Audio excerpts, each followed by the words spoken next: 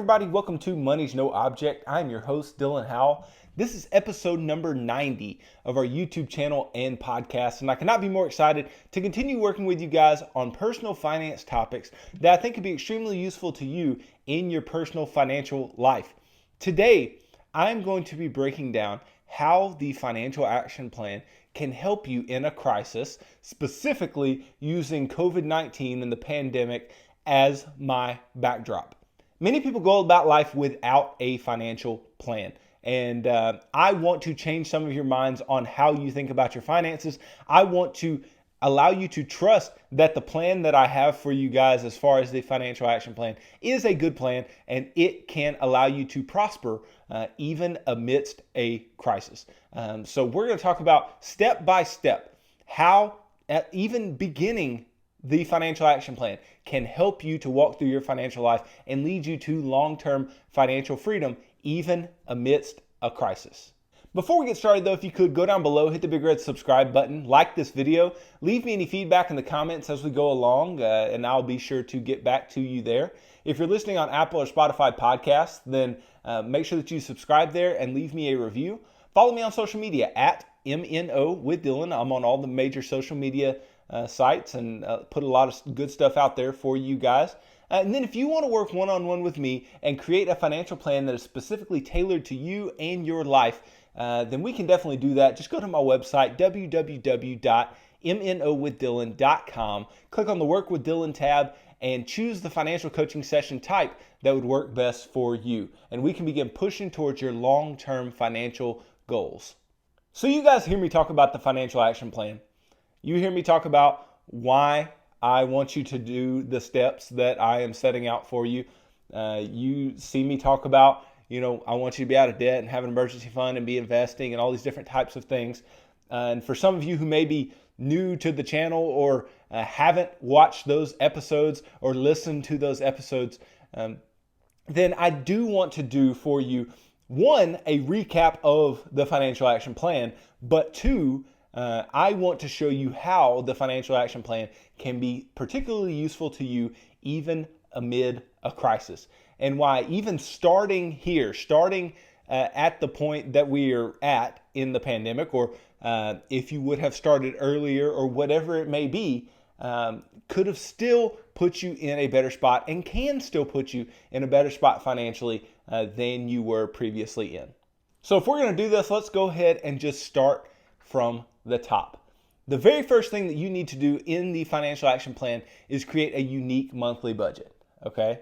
And creating a unique monthly budget is so important for so many different reasons, but the primary overarching reason for that is that you know where your money is going. You give each dollar of your income a name, you list your income and all of your expenses, and what you have at the bottom of that budget should be equal to zero, because you should allocate all of your income in some way, whether it be spending, whether it be saving, whether it be giving, are three uses of money. Whatever you are doing, it needs to end up allocating all of that month's income in some way. And the reason that this would be an important thing to do amid the pandemic is if you are in a place where you are living on less income or got your hours cut or lost a job or something like that, the thing that you are going to need most is clarity. You're going to need to know where your money is going. You're going to need to know how much money you're bringing in, what you're spending on things, where you can cut, how you need to allocate your money. And the only way that you can really do that is to have a budget. And I think the best way to do it is to do a written or an Excel spreadsheet budget. You can use a budgeting app if that is useful for you as well. But you need to have the numbers down. You need to have the numbers down to where you can see where your money is going. And this is a crucial first step in your path on to financial freedom, because having that unique monthly budget will allow you to just know, just to have some idea of what you're doing with your money. Whether it be good or bad, at least you know where you're beginning. And that is a great place to start amid a pandemic. Whether you are, struggling with income or not, it's a great place to start and just say, what am I spending? What do I make? How much should I be left with? And how much am I actually left with? And is this an issue? And then you can really get to, where can I spend more money? Where can I cut? Things like that. And really get your budget really refined and know where every dollar of your income is going.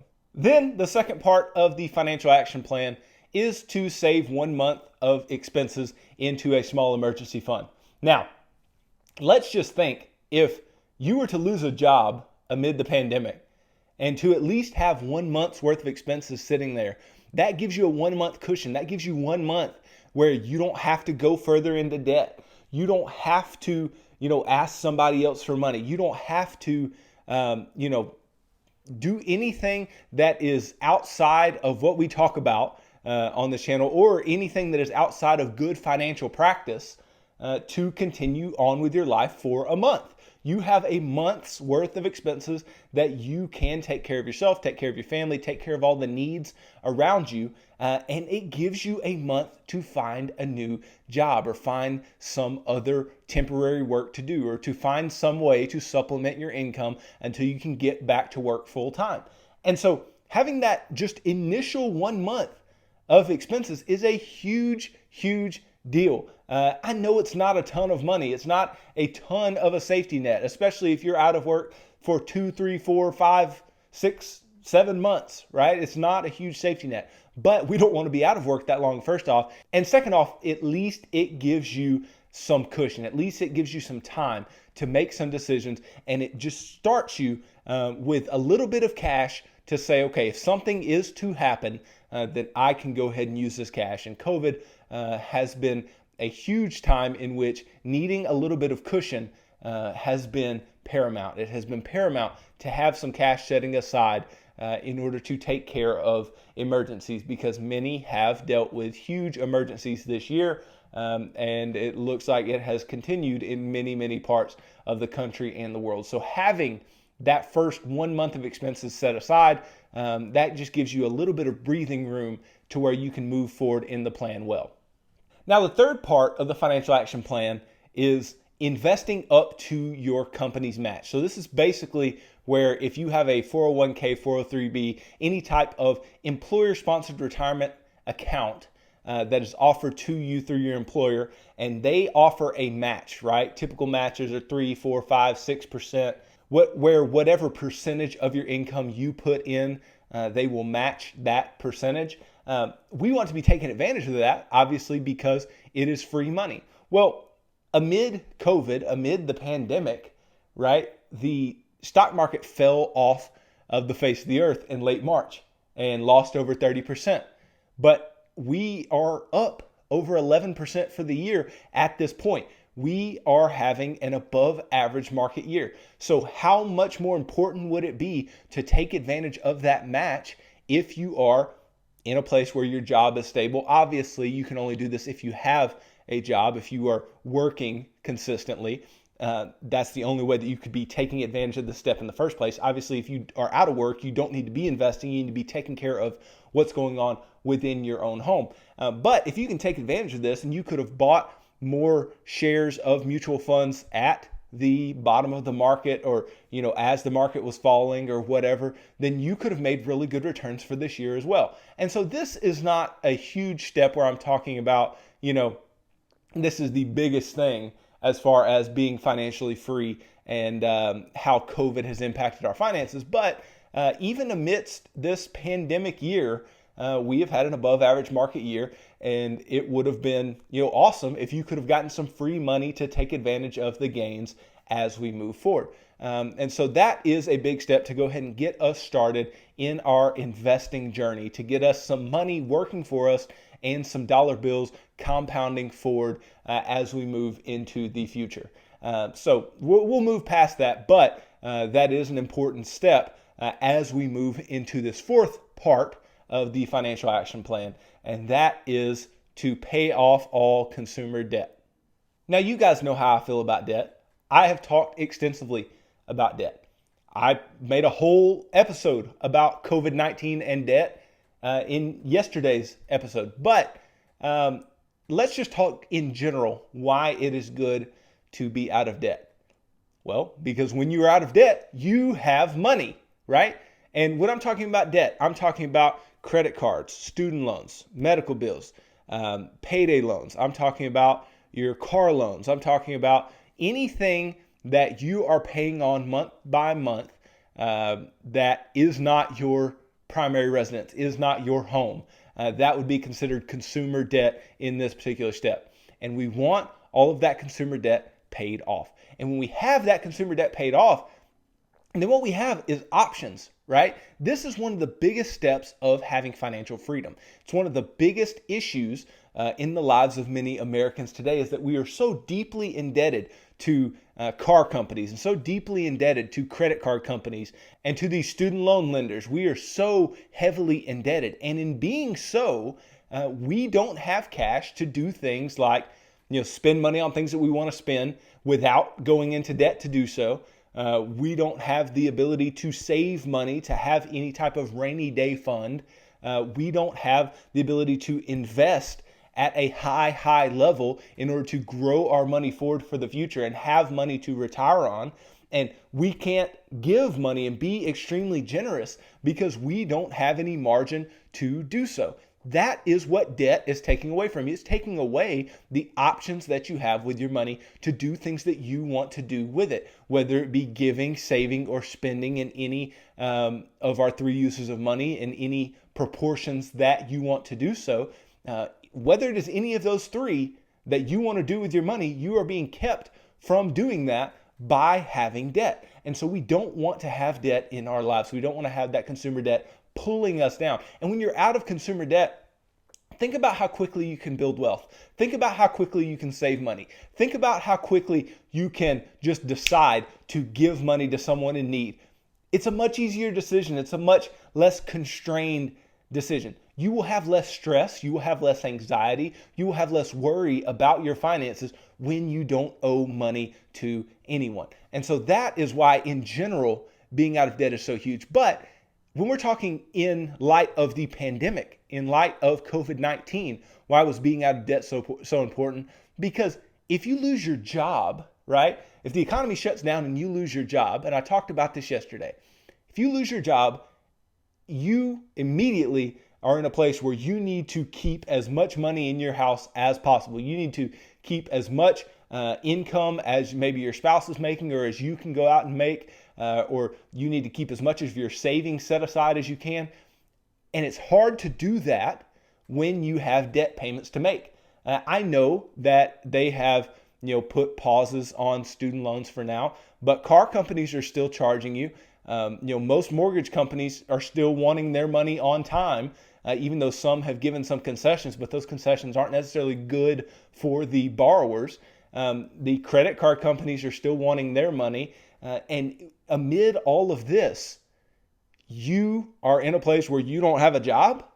Well, if you don't have a job and you're owing money in all these places, it's going to get real stressful real quick. But if you are out of consumer debt, you have no consumer debt, and you can push forward and you can allow yourself to have some freedom in your financial life. You can have some options as to what to do because you don't have all of this debt that you have to service, then you're in a much better place and you can move forward.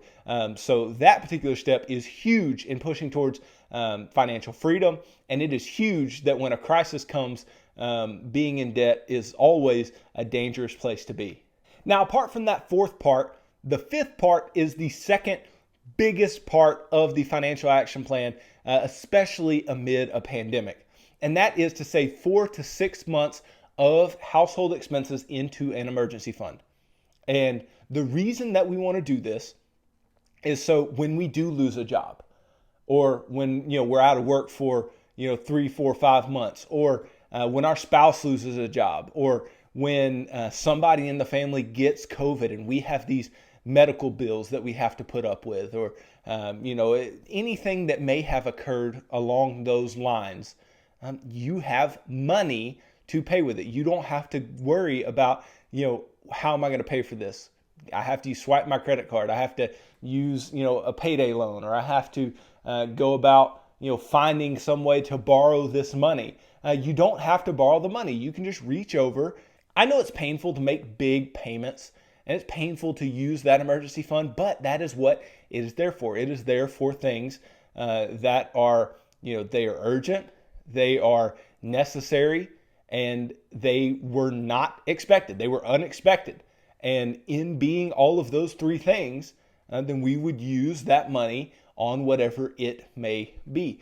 But it puts an even bigger cushion. We put that 1 month of expenses aside, and that puts a cushion between you and life. But this puts an even bigger cushion to where if something occurs, right? If one of these, really tough situations comes up, especially amid the pandemic, then you can be in a place where you can just simply pay for it in cash. It puts you in a place of financial strength. And there's no better place to be in a pandemic, in a crisis, in any type of situation where the economy is not doing well, than with a lot of cash in your bank account, a lot of liquid ability to make decisions that have to be made, because emergencies can come. And like I said, many emergencies have come this year. And so being able to deal with those in cash up front is so huge. And again, having this money laying around is going to allow us, if we were to lose a job, to have less stress and less anxiety surrounding that job loss, and less tension between spouses, or whatever may occur that is negative because of a job loss. You will be able to continue in your household in a relatively normal manner until you get back to full-time work, and hopefully that is within a 4 to 6 month time period. Now, then we get to the sixth part of the financial action plan. And this kind of goes back to what we were doing in the third part. We started investing up to the match that our employer may offer us. Well, some of us may not have employers that offer matches. But when we get to the sixth part, we are investing at least 15% of our income for our future in one way or another. And this means, we're investing in retirement accounts. We're investing for kids' colleges. We're, maybe putting some money away in taxable brokerage accounts, but we are investing heavily now. We are pushing money into investing. And how can you do that at this point? Well, you can do that because now you have money setting aside in case something bad happens, so you don't have to worry about saving a ton of money every month. You have no debt, meaning you don't have to worry about making all these payments, so you have more cash flow that you can actually keep inside of your home. And you're sitting there, you're like, okay, I've got, if you still have your good job, okay, I've got a job, meaning I have income, I have no debt, I have an emergency fund. You can invest. You have room to invest at this point. And so pushing at least 15% of your income in is a big step for a lot of people. But once you do it, you can really get that money churning and really get that money pushing forward, in a way that you want to, compounding for your future, growing your money for your future. And we've talked about this previously. But a big part here that plays directly into the pandemic, because this is where my wife and I are, we had extra money in savings that we had saved, and we're in this particular step, and the market drops over 30%. So what did we choose to do? We decided, okay, let us put more money to work. So above the money that we're already systematically saving and systematically investing for the future, what we went ahead and did is said, okay, let's put some big lump sums while the market is low. And so via COVID-19, via the pandemic, via the economic slowdown and economic shutdown for a short period of time, then what we did was we put money in at low prices.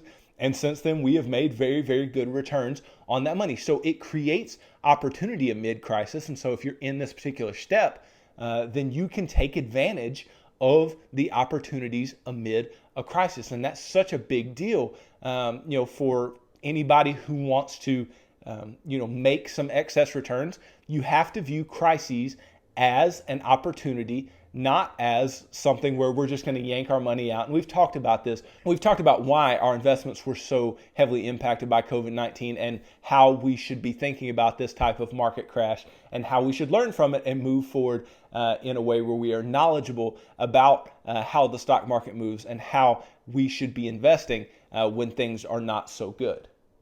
And then once we're doing that, once we are putting away at least that 15%, then what we can do in the seventh part is pay our home off early.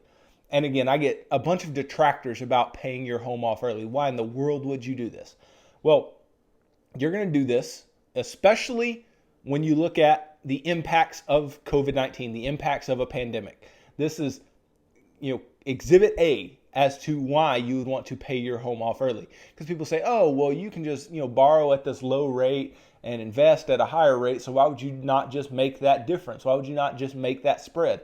It makes sense mathematically, but behaviorally and amid a crisis, it makes no sense. And here's why.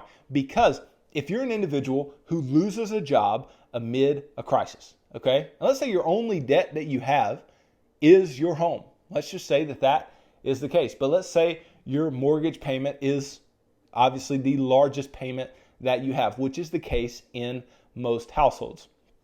Well, I talked about this yesterday. If your mortgage payment is a large payment and you lose all of your income, and your income played a large part in making that mortgage payment, then how are you expecting to keep up with the mortgage payment from here on? How are you expecting to continue making that large payment? Especially if, let's say, you've already refinanced your home this year because there were good opportunities to do so, then it's going to be really, really tough to make those payments moving forward. And so it puts stress on your ability to even maintain your home, okay? And if we have stress on maintaining our home, that is a big, big issue. But one way that you can take away that stress is to not owe money on the place that you live.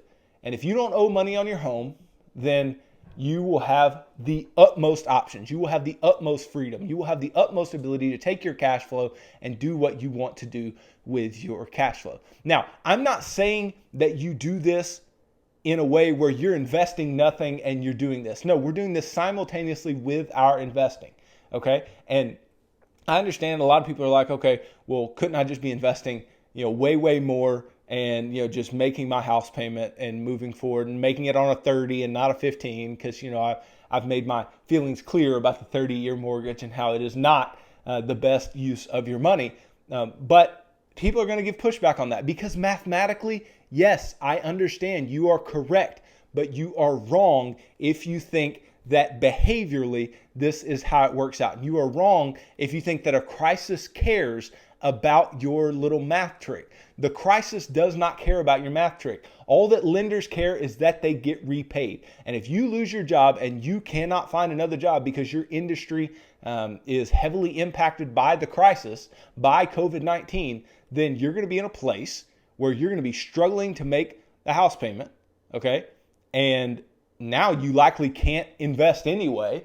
You're having to, pull back your investing to make sure you can keep your house when you could have been doing this all along. You could have been pushing money more towards the house, paying the house off early, and getting to a place of true financial freedom to where, okay, now I have all of this income that I can allocate however I want past just the basic bills that you have to pay in your house. Look, you want to do your plan, that's perfectly fine. I don't feel any kind of way about it. I understand the numbers. If anybody understands the math, I understand the math. But that is not behaviorally what you need to do. You need to be investing and working on paying off your house early. It will give you the most financial freedom that you could possibly have. And then once you have paid that house off early, then what you can begin doing is maxing out all of your investment opportunities. So this would be, putting as much money as you can in an HSA if you qualify, maxing your 401ks, your IRAs, your taxable brokerage accounts, feeding those with money because there's no limits on those, and just pouring money into those things. And again, this can be a place where you can find an opportunity within a crisis to pour in a lot of money into a particular place and make really, really good returns. This is really no different than the opportunity that you have when you're investing at least 15%. It's just on a larger scale because you are investing more money. But here we have the ability, we have the cash flow. We're going to max out everything and put as many dollar bills to work as we can. And years like this, years of crisis where we could have gotten in at some low prices, you can make really, really, really good returns. So that's the 8th part of the financial action plan. What about the 9th? And this is what wraps it up. This is being extremely generous. Now, obviously, we want to be giving at all times. That's one of our 3 uses of money that we need to be doing at all times. We need to be giving, saving, and spending in some proportion of our income at all times. But this 9th step is to where we can be generous beyond all belief. And how does this play into a pandemic? How does this play into COVID-19? Well, there are a lot of individuals in need at this time. There have been a lot of individuals in need all year long. There are individuals who have lost jobs. There's individuals who have lost their homes, who need food, who need to pay for their kids' Christmas because they don't have the money to provide Christmas for their kids this year, or any number of things. But this ninth part of the financial action plan, this being generous, is something where you have all this cash flow open to you because you don't have any debt and you're investing actively. Then what you can do is you can start helping others in a real way. You can start giving to things that you believe in. You can start making an impact. And especially amid a crisis, these are prime times for being able to make impacts in the lives of others, because there are more people in need. There are more people who could use the money that you have to give. So I would implore you, whether you're at this step or not, being generous is an amazing thing. And so do it in the percentages that you can do it. But especially if you're in this place, especially this year, especially at this holiday season, be extremely generous. Really help others out. Help your fellow man and help to pick up this country, this economy, create some hope within others, and some, show that you care, show that you, have a heart for others. And this is the exact part of the financial action plan when you can do that in outstanding amounts. And it's going to maintain your financial balance in outstanding ways. And it's going to show you what your money really can do and the impact that your money can have, not just on your own life to where it's a selfish thing, but on the lives of others around you. So hey guys, thanks for watching this video. If you could, go down below, hit the big red subscribe button, like this video, leave any feedback in the comments down below if you haven't done so already. If you're listening on Apple or Spotify podcasts, make sure that you subscribe there and leave me a review, hopefully a good review. Follow me on social media at MNO with Dylan. I'm on all the major social media platforms and putting out new content every day. And so I think you guys would enjoy that follow. And then if you want to work one-on-one with me, if you want me to help you to build a plan that is specifically tailored to your financial life, I can help you to do so. Just go to my website, www.mnowithdylan.com, click on the Work with Dylan tab, and pick the financial coaching session type that would work best for you. And we can begin pushing you towards your long-term financial goals, and hopefully we can get you to places that you never thought you would be financially, simply by following a well-stated plan. So hey, thank you guys for tuning in to this episode of Money's No Object. I am your host, Dylan Howell. God bless.